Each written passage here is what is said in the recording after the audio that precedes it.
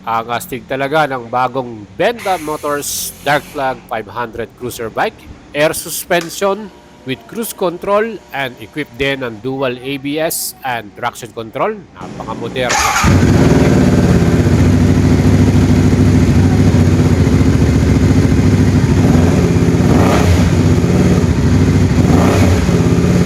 Hanep talaga ang kanyang V4 engine exhaust sound. Swabing-swabe ang sarap pakinggan, di ba mga idol?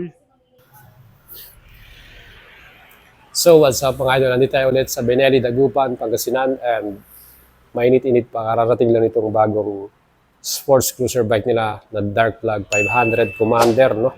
So one color lang yung available. Color black, glossy paint finish, maganda siya, no?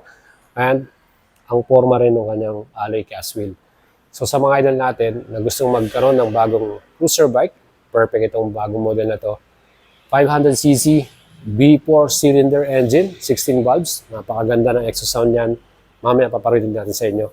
And syempre yung presyo nito, very affordable, 450,000 in SRP. Ngayon, kung bibili niyo ng cash to, add lang kayo ng 5,000 for 3,000, 3 years LTO registration. So, 455,000 total cash out. So, mga gustong bumili nito, limited units, and ano pang hinihintay ninyo? Habol na kayo dahil kakunti lang siya.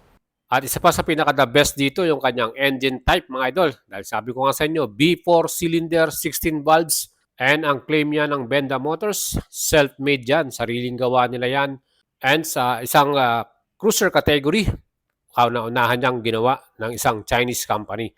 Mga idols, meron din tong double overhead camshaft, fuel-injected, liquid-cooled, 6-speed manual transmission, and equipped to ng sleeper clutch. So maganda yung clutch natin. With maximum performance natin, max power, 35 kilowatts or 47 HP at 9,500 RPM. Sa arangkada naman mga idols, may max torque to na 42 Newton meters at 7,300 RPM.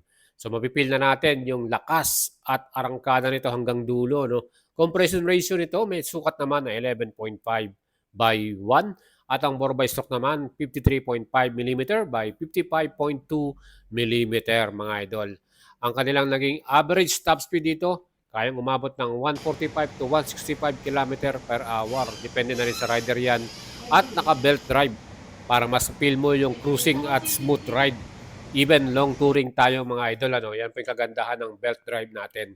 Ang the best dyan mga idols, meron tong idle cylinder deactivation. Ang meaning niyan mga idols, pag tayo naka-idle, hindi tayo tumatakbo, yung ating cylinder sa rear, yung sa rear side, yung dalawang cylinder dyan, yan po ay naka-deactivate or idle siya, hindi siya gumagana. Para mas makatipid tayo sa gas consumption at hindi lang yan, hindi natin mapipil yung sobrang init. So dito sa ating pinaka-front lang, itong dalawang magkatabi na yan, yung 2-cylinder dyan, ang naka-activate or gumagana dyan. Yan lamang ay pag tayo ay naka-idle or nakatigil. Ano? Hindi natin ginagamit yung throttle. Pero pag tinrottle mo na yan, mag-activate na yung dalawang rear cylinder na yan. KYB at inverted pa ang ating front suspension. Iba-iba. Napakastig naman, di ba? Maganda ang ating suspension sa front. KYB brand, yan po ay magandang brand. At sa likod naman, syempre, dual chamber. Dalawang air shock yan. At ito po ay electronic adaptive suspension. Pag tayo ay syempre umupo dyan, makikita mo magkakarga yung air suspension niyan at mapipil mo na umaangat ka. Kasi from 670mm magiging 700mm yung sukat ng seat height niyan. Once na naging tama na yung sukat at ikaw naman ay nagdiskarga o bumaba ka, ayan, automatic naman, electronic adjustable, babalik siya sa dati niyang sukat mga idol. Yun ang kagandahan sa ating adaptive suspension na to, no? Ibang klase, di ba? Parang sa sasakyan mo lang makikita yung mga ganyang suspension. Pero ngayon, meron na sa isang cruiser. At ang ating braking power, malaki yung ating disc brake sa front. Single disc lamang ito with 4-piston J1 caliper at equipped ng anti-lock braking system. Ang J1 caliper po ay subsidiary or owned by the Brembo Group. Ano? So quality po, sila po ay from Spain. Talagang maganda yung pagkakagawa ng stopping power natin dito. 260mm disc naman ang nakalagay sa likuran, 1 piston, J1 caliper. Equipped din tayo ng TCS or traction control system. Another safety features na talagang magiging maganda pa at safe ang ating rides. At yung pagmamasdan mo naman ang ating pinaka wheels, no? Ibang klase din ito. Aluminum alloy cast wheel. Ibang klase yung style niya eh. Glossy yung paint finish ng ating alloy wheels na yan. At may butas doon sa gitna, ano? At ang forma ng tignan, lalo na kung nakikita mong tumatakbo ka na dyan, sigurado. Mga idols, ano masasabi niyo rito sa ating wheels? Nag-leave kayo ng comment sa ating video. Yan po ay pinartiran din ng front tire na CST brand, 130/90 by 16 inch. Yan din po ay tubeless. Same sa ating likuran, 150/80 naman ang sukat niya. Same silang 16 inch ang sukat ng ating mga tires. CST brand pareho. Mga idol, ano mo masasabi ninyo dito? Ibang klase yung astig ng formahan, di ba? Ang wheelbase na sukat, 1,586 mm. And sa kanya namang ground clearance, meron naman tong sukat din na 133 mm mga idol. Mababa no, yung kanyang ground clearance. And ang total na dry weight nito, 248 kilograms, meaning hindi pa kasama yung oil and gas dyan. Para naman sa ating dimension, length, width, and height, sukat ito 2,330 by 800 by 1,267 mm. Aba, iba rin talaga ang pormahan at dating nito. Ano? Seat height naman natin dito ay 700 mm. Pero pag tayo po ay naka-idle, 670 mm yan. Siyempre magkakarga po ng hangin yan ano, once na umupo ka dito at naka-turn on yung ating motor. Kung titignan mo naman ang kanyang handlebar, especially sa left handlebar natin, adjustable yung levers niya no, para sa ating front brake. At dito naman sa ating pinaka switches and button, meron tayong passing light. Andyan din yung cruise control switch natin. So pwede mong i-turn on yan pag gusto mong gamitin. Meron din tayong switch dito para sa ating suspension. Pwede mong iangat, ibaba. Ano? Automatic yan. Signal light at yung ating busina. Yung kanyang grip, maganda rin. Malambot din sa ating kamay. Ano? At sa right side naman, yung handlebar natin, yung lever na rito, JH1 brake lever yan. Adjustable din. At meron tayong master cylinder by JH1. At mga idol, meron tayong TCS or traction control button or switch dito. At ito namang color red na switch. Yan po yung starting on and off ng ating engine. Pwede mo may starts dyan. Meron tayong hazard light sa baba niya. Yan naman po para sa ating emergency. Ano magagamit natin? Ang hazard. Again, ang ating pinaka meter panel, round design. Ano? Yan po ay naka-analog, digital. At syempre, yan din po ay classic style dahil naka-round siya. Siyempre, pag analog, mas basang-basa mo yung pinaka-information dyan. Kagandaan din dahil naka-digital to, makikita mo yung ating cruise control pag naka-turn on na yan. At siyempre, yung ating traction control. And sa gilid niyan, makikita mo naman yung USB charger sa may gilid ng ating panel. Type A siya. May fuel gauge din tayo dito na umiilaw. So makita mo color red siya dahil wala pong laman na gasolina tong bagong dating na unit na to. Ang ilaw naman natin, siyempre, round din ang kanyang design, circle ano. At yan po, meron ding daytime running light.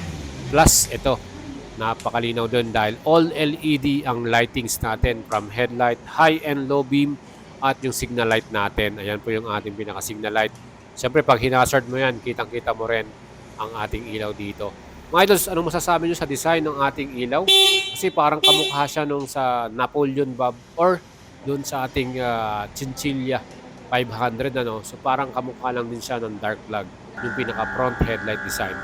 And sa likuran naman, ito, nasa ating upuan yung pinaka taillight natin or yung brake light natin sa likuran. LED rin yan, napakalinaw din, di ba? At subukan naman natin yung pinaka hazard light. Ayan, kitang-kita mo yung ating hazard light dito. Sa bandang baba ng fender, nandiyan naman yung plate lamp natin. So yan po yung pinaka nakalagay dito sa ating likuran. Ayan, ano masasabi nyo mga idol? Dito sa ating style. Nung tinanggal naman natin yung pinakaupuan, ito naman yung itsura niya. So makita nyo yung battery. So nandyan yung ating mga electricals, maintenance-free battery. Then meron ditong parang sensor na, no? Yung sa ating passenger na upuan. Nandun kasi nakalagay din yung pinaka ilaw natin, yung pinaka taillight, ano? The best dito sa ating dark flag 500. Siyempre, pwede tayo magsama ng ating passenger, no? Meron siyang magandang upuan para sa ating passenger at sa ating mga riders. Siyempre, pag kayo ay mag-long rides kasama ang inyong OBR, perfect tong bagong dark flag 500. Ayan mga idol. Para naman sa fuel tank, yung kanyang design, ibang klase rin, ano? Classic talaga, retro, no? fuel capacity natin dito ay 16 liters mga idol. At ang average consumption naman 20 to 22 kilometer per liter. Ang ating kakargang gasolina dito, siyempre, unleaded, 95 octane, yung kulay red, premium. Para mas maganda, mas quality yung takbuhan natin dito. Mga idols, yan naman ng ating actual exhaust sound.